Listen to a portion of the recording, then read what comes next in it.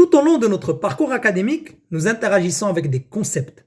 Nous apprenons de nouvelles choses par rapport auxquelles nous sommes évalués de manière ponctuelle. Toutefois, il est assez rare que les étudiants s'intéressent aux terminologies des concepts qu'ils manipulent. Il y a par exemple beaucoup d'étudiants en informatique, mais combien parmi eux seraient à même de définir l'informatique de manière succincte sans recourir à un dictionnaire? Qu'est-ce qu'un système? Qu'est-ce qu'un modèle? Qu'est-ce que la mécanique? Qu'est-ce que l'électronique? Qu'est-ce qu'une industrie?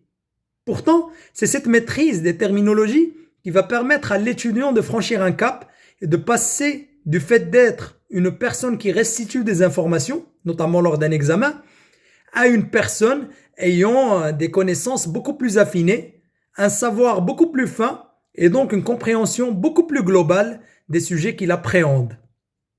Puisqu'on y est, qu'est-ce que l'apprentissage?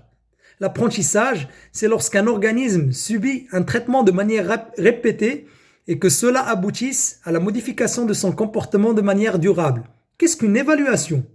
Une évaluation est un acte qui consiste en l'émission d'un jugement de valeur en se basant sur un recueil d'informations.